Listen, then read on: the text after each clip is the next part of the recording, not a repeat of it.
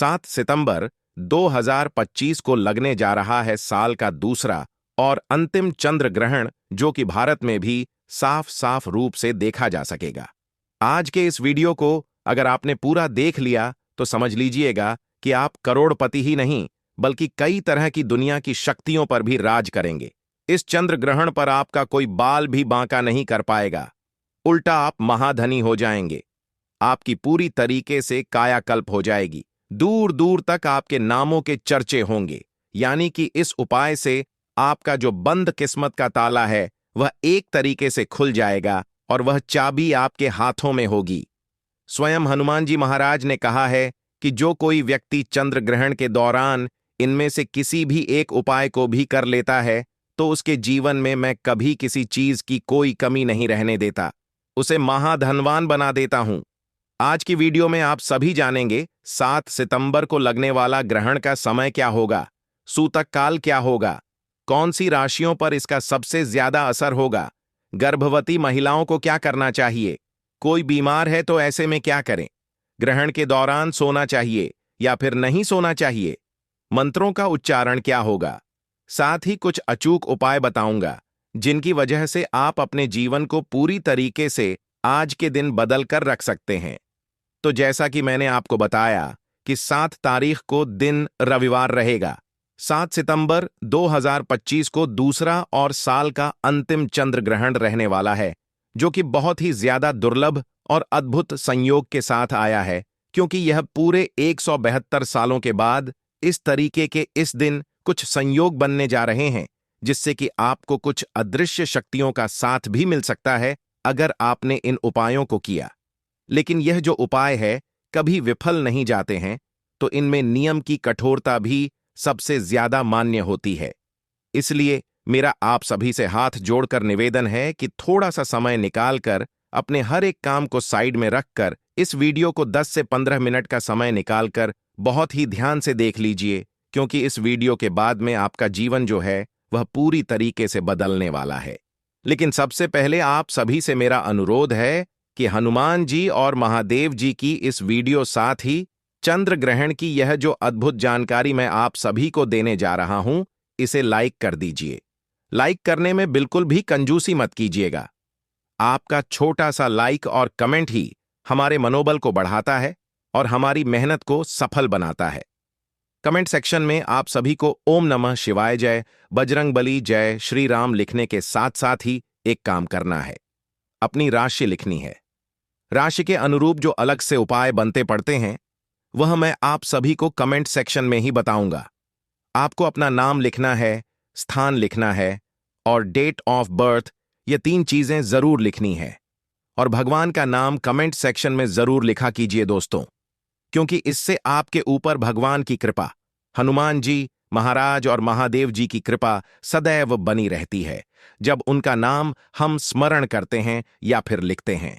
तो देखिए, यह जो 7 सितंबर पड़ने जा रही है, जो कि रविवार का दिन है, इसका इंतजार न केवल ज्योतिष बल्कि वैज्ञानिक भी कर रहे हैं, क्योंकि इसके तुरंत बाद ही सूर्य ग्रहण भी आप सभी को देखने को मिलेगा।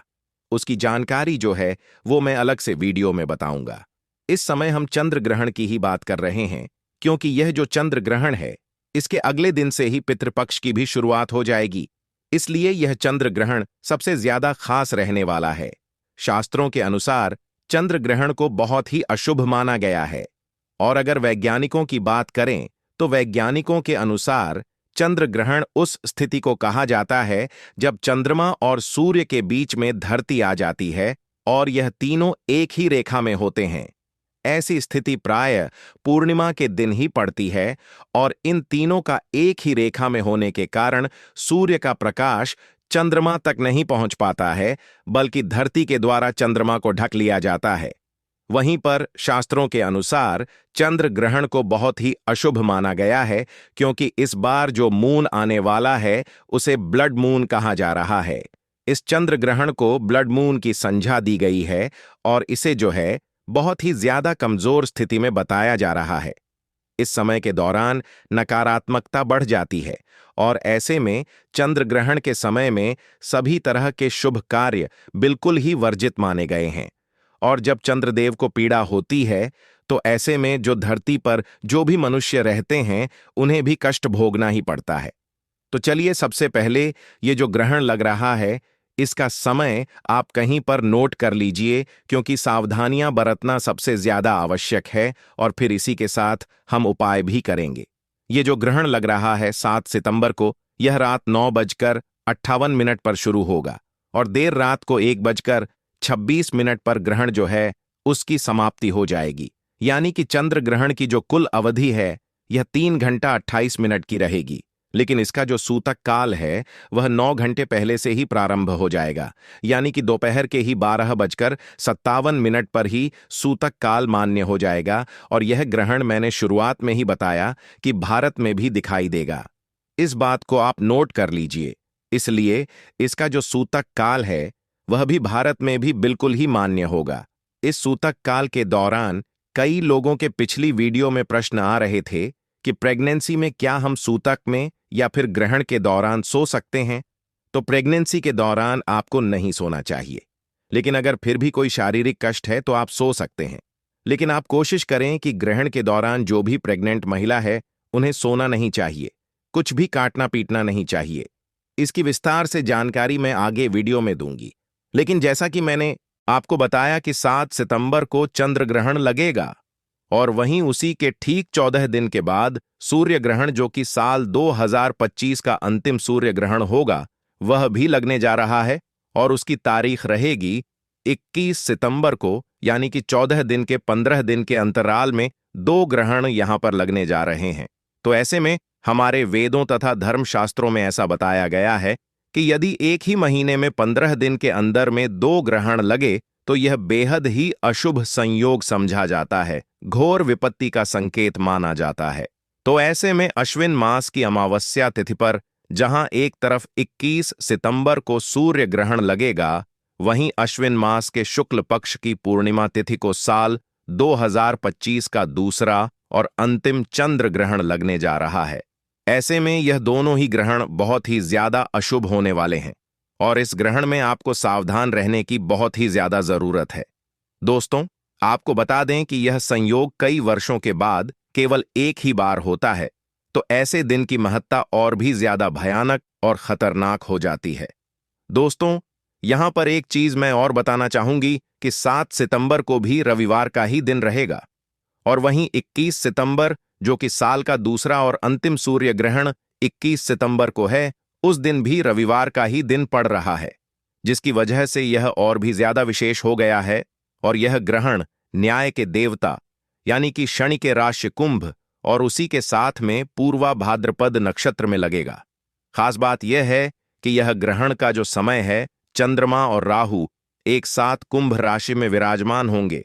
और जैसा कि मैंने आप सभी को बताया कि चंद्र ग्रहण का सूतक काल 9 घंटे पहले से ही प्रारंभ हो जाता है, तो इस सूतक काल के दौरान ही सभी तरह के शुभ कार्यों की मनाही हो जाती है। इस दौरान मंदिर के कपाट बंद हो जाते हैं, देश भर में तमाम मंदिरों के कपाट बंद हो जाते हैं, मंदिर में आना जाना बिल्कुल बंद रहता है और जो मंदिर में पूजा पाठ वगैरह है वह भी बदल जाते हैं, यानी कि बंद हो जाते हैं। इस समय देवी देवता कष्ट में होते हैं, पीड़ा में होते हैं। जब ग्रहण पड़ता है तब भगवान को मनुष्य की अधिक चिंता होती है और इसी कारण से भगवान पीड़ा में होते हैं।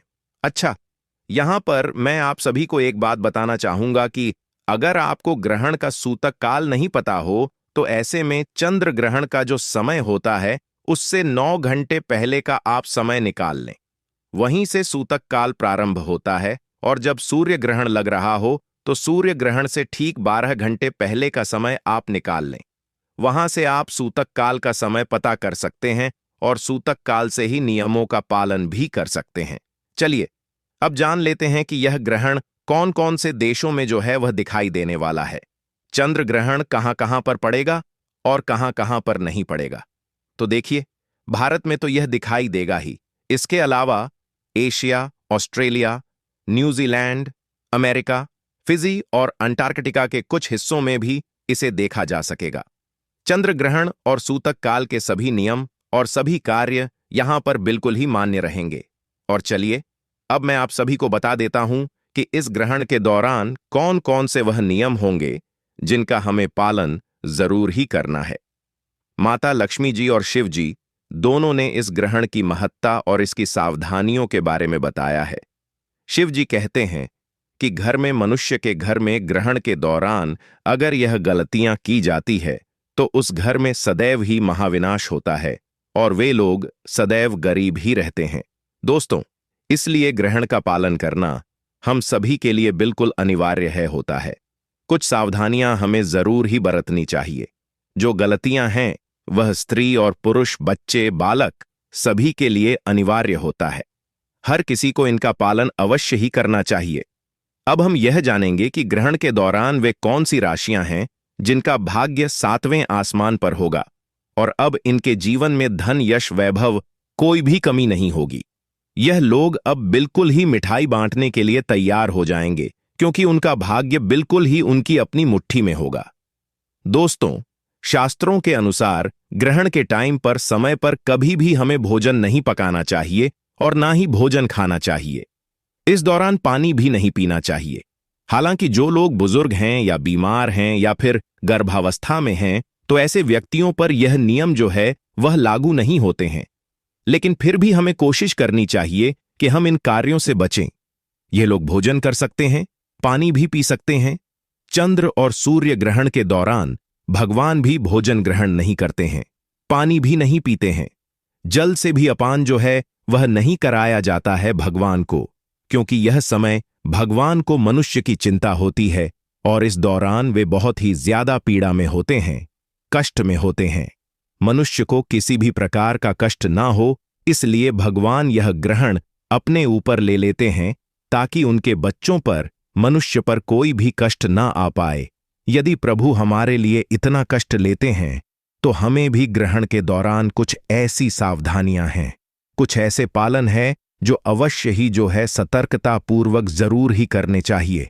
दोस्तों, चंद्र ग्रहण को कभी भी खुली आंखों से नहीं देखना चाहिए। जो मनुष्य खुली आंखों से चंद्र ग्रहण को देखते हैं वे अगले जन्म में सांप बन जाते हैं, चमगादड़ आदि बन जाते हैं, फिर उन्हें कभी भी चांद के दर्शन नहीं होते हैं। चंद्र ग्रहण के दौरान ग्रहण में बहुत सारी नकारात्मक किरणें निकलती हैं। यह किरणें आपकी आंखों को नुकसान पहुंचा सकती हैं।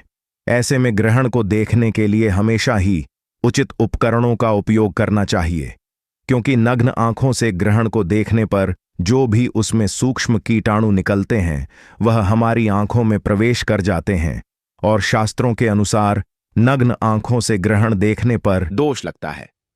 वैज्ञानिक भी कहते हैं कि आंखों पर इसका असर जरूर पड़ता है और शास्त्र कहते हैं कि नग्न आंखों से चंद्र ग्रहण को देखने पर भयंकर दोष तथा जीवन पर इसका ग्रहण लगता है। हमारी कुंडली में इसके दोष जो है वह हावी होने लगते हैं। इसलिए ग्रहण को ना तो देखा जाना चाहिए और इससे अच्छा है कि हम इस समय मंत्रों का जाप करें। शास्त्रों में कहा गया है कि ग्रहण के दौरान भगवान को, किसी भी चीज को या मूर्ति आदि को हमें छूना नहीं चाहिए, क्योंकि मैंने आपको कई बार बताया है कि ग्रहण के दौरान देवी देवता जो है वह पीड़ित होते हैं। इसलिए भगवान की प्रतिमा को हाथ नहीं लगाया जाता है। इस दौरान तुलसी के पौधे को छूना भी मना होता है। कहते हैं कि सूतक से पहले ही तुलसी के पत्ते तोड़कर सूतक से ग्रहण समाप्त होने तक तुलसी के पौधे को हाथ भी नहीं लगाना चाहिए। चंद्र ग्रहण के दौरान पीने और खाने पीने की हर एक सामान में तुलसी का पत्ता जरूर ही रख देना चाहिए। उससे ग्रहण का प्रभाव उस खाने पीने की वस्तु पर नहीं पड़ता है। भगवान श्री हरि विष्णु बताते हैं कि जो मनुष्य ग्रहण काल के दौरान यदि तुलसी पत्र का उपयोग करेगा तो उसके जीवन में कभी भी ग्रहण नहीं लगेगा, उसकी कुंडली में कभी कोई दोष प्रवेश नहीं कर पाएगा। ऐसा भोजन कभी खराब नहीं होता है। तुलसी डालने पर भोजन अगले दिन भी आप खा सकते हैं। दोस्तों, यदि आप भोजन में तुलसी पत्र नहीं डालना चाहते हैं तो आप एक काम और कर सकते हैं। आप इनमें कुशा यानी कि घास भी डाल सकते हैं, या फिर आप अपने पूरे रेफ्रिजरेटर में यानी कि फ्रिज के अंदर 11 तुलसी के पत्ते रख दें। ऐसे में आपका संपूर्ण खाना जो है वह ग्रहण के दौरान बिल्कुल ही सुरक्षित हो जाएगा। इन 11 पत्तों को आप फ्रिज की अलग अलग ट्रॉली में, जैसे फ्रूट की बास्केट हो गई जो वेजिटेबल बास्केट है, हर जगह पर एक एक प्लेट में एक एक रेफ्रिजरेटर का जो भी एक एक पार्ट है, हर जगह पर आप एक एक तुलसी का पत्ता रख दें और संपूर्ण खाने को आप फ्रिज के अंदर रख दें। वह बिल्कुल भी खराब नहीं होगा। और यह काम आप सूतक काल प्रारंभ होने से पहले ही कर लीजिएगा। और सूतक काल और ग्रहण जब समाप्त हो जाए, उसके बाद ही उस भोजन को आप बाहर निकाल सकते हैं। ग्रहण काल के समय गर्भवती महिला को अपने पेट पर गेरू जरूर लगा लेना चाहिए। गेरू लगाकर सीधा लेटना चाहिए। पहले से ही भोजन पानी कर लेना चाहिए और छत पर गर्भवती महिला को नहीं निकलना चाहिए। इस समय यात्रा भी नहीं करनी चाहिए। इससे होने वाले शिशु पर ग्रहण का बहुत ज्यादा प्रभाव पड़ता है। यदि भूख ज्यादा लगे तब आप तुलसी पत्र डालकर भोजन कर सकती हैं। ग्रहण के दौरान हमें कभी भी किसी सुनसान स्थान पर नहीं जाना चाहिए। वहां पर जो है नकारात्मक शक्तियां हावी होती है। भूत प्रेत चुड़ैल काली शक्तियों का ऐसे समय पर वास ज्यादा होता है पूरे ब्रह्मांड पे, और जो ईश्वर हैं वह पीड़ित अवस्था में होते हैं। तो इस दौरान हमें घर से बाहर निकलने से बचना चाहिए। इस समय काल के योग भी ज्यादा बनते हैं। दोस्तों, चंद्र ग्रहण के समय पर किसी तराहे या चौराहे पर पड़ी अज्ञान या अनजान वस्तुओं को हमें छूना भी नहीं चाहिए और उन्हें घर लेकर भी नहीं आना चाहिए। दरअसल ऐसे समय पर तांत्रिक लोग अपनी काली शक्तियों को सिद्ध करने के लिए ऐसी जगहों पर रुपया पैसा सिक्का छोड़कर आ जाते हैं, और अगर ऐसे समय पर आप उन्हें अपने घर ले आते हैं तो वे सारी शक्तियां आपके घर में भारी नुकसान करवाती हैं।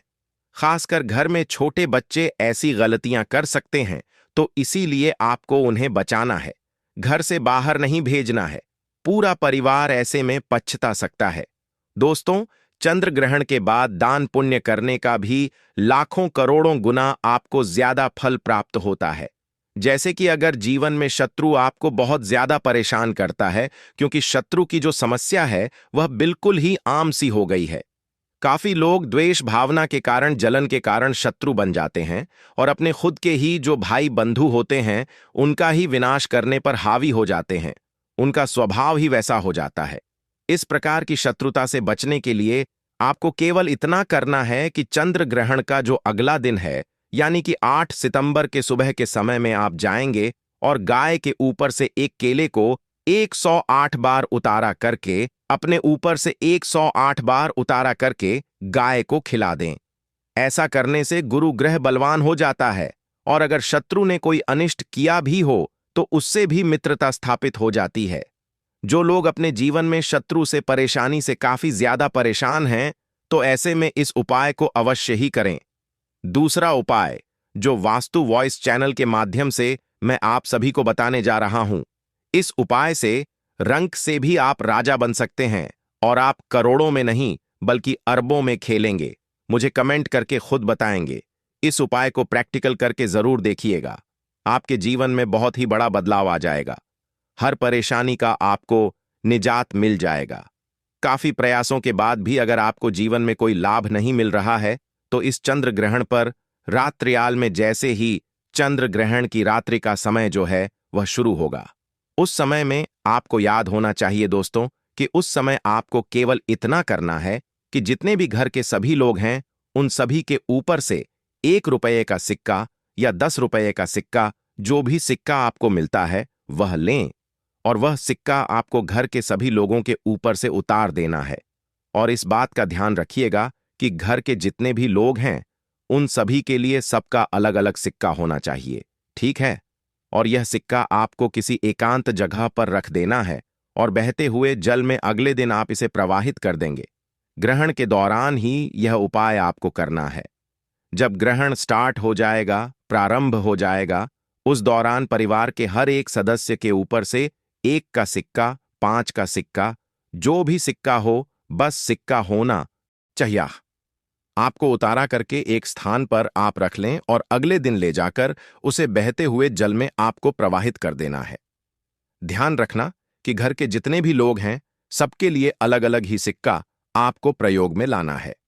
यकीन मानिएगा दोस्तों, इससे आपकी आर्थिक स्थिति जो है वह इतनी बदल जाएगी कि आप कल्पना मात्र भी नहीं कर सकते। धन दौलत, पैसा रुपया जो है वह आपकी तिजोरी में खींचा हुआ चला आएगा। चंद्र ग्रहण के समय पर आपको अपने बाल और नाखून भी नहीं काटने हैं। ऐसा करना शास्त्रों में बेहद ही अशुभ माना गया है। चंद्र ग्रहण के समय में इस बात का ध्यान रखिएगा कि आप अपने घर में मौजूद पूजा स्थल में प्रवेश भी ना करें और घर के मंदिर को बिल्कुल ही कपाटों को बंद कर दें।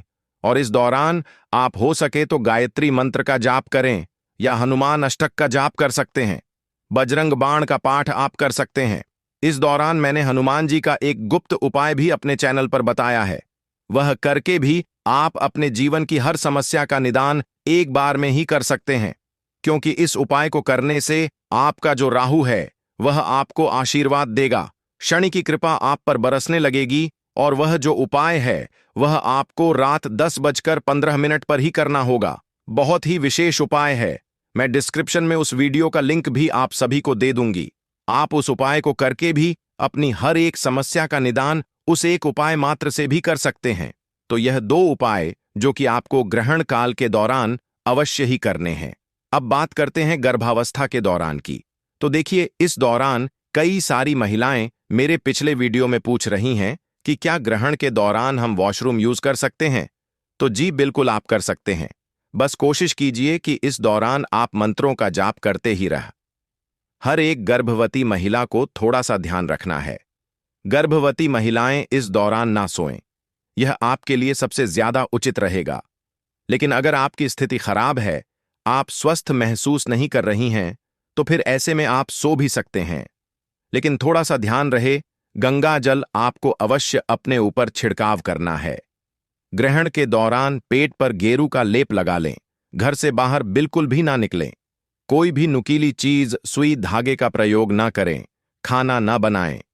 किसी भी तरीके से चंद्र ग्रहण की रोशनी आपके ऊपर ना पड़ पाए, इस चीज का आपको विशेष रूप से थोड़ा सा ध्यान रखना है। चंद्र ग्रहण बहुत ही विशेष संयोग के साथ आया है।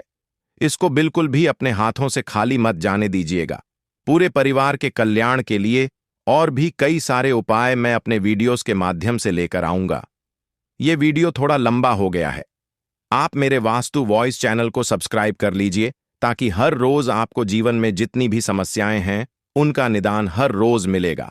साथ ही व्रत पर्व से जुड़ी हर एक जानकारी वास्तु वॉइस चैनल पर आपको मिलती ही चली जाएगी। साल 2025 का दूसरा चंद्र ग्रहण इस बार 7 सितंबर 2025 दिन रविवार को लगने वाला है। यह चंद्र ग्रहण भारत में साफ साफ रूप से देखा जा सकेगा। लेकिन भारत में यह कितने बजे लगेगा और इसका सूतक का समय क्या होगा, साथ ही यह चंद्र ग्रहण कब समाप्त होगा, सारी जानकारी आज की इस वीडियो में मैं आप सभी को बताऊंगा। साथ ही आज के इस वीडियो में मैं आप सभी को बताऊंगा कि चंद्र ग्रहण के दौरान आपको क्या करना है और क्या नहीं करना है। और इसके साथ ही मैं आपको बताऊंगा कि चंद्र ग्रहण के समय गर्भवती महिलाओं को कौन कौन सी सावधानियां जरूर बरतनी है, क्योंकि इस दौरान उन्हें क्या करना है और क्या नहीं करना है। साथ ही उन्हें कौन से ऐसे उपाय जरूर करने होंगे ताकि उनका होने वाला जो शिशु है उस पर चंद्र ग्रहण का दुष्प्रभाव एकदम सुरक्षित रहे। तो दोस्तों, इस वीडियो के माध्यम से आप सभी लोगों को साल 2025 के दूसरे और पूर्ण चंद्र ग्रहण की संपूर्ण जानकारी मिलेगी। इसीलिए इस वीडियो को लास्ट तक जरूर देखिएगा। साथ ही इस वीडियो को देखने के बाद में आप ज्यादा से ज्यादा अपने पड़ोसी और रिश्तेदारों के साथ इस वीडियो को शेयर करना भी बिल्कुल मत भूलिएगा। साथ ही चंद्र ग्रहण की इस वीडियो को लाइक करके चैनल वास्तु वॉइस को सब्सक्राइब और पास वाला बेल आइकॉन जरूर प्रेस कीजिएगा, ताकि आने वाली हर एक वीडियो सबसे पहले आपको संपूर्ण जानकारी के रूप में मिल सके। तो दोस्तों, साल 2025 में कुल 4 ग्रहण हैं, जिनमें से 2 सूर्य ग्रहण और 2 चंद्र ग्रहण हैं।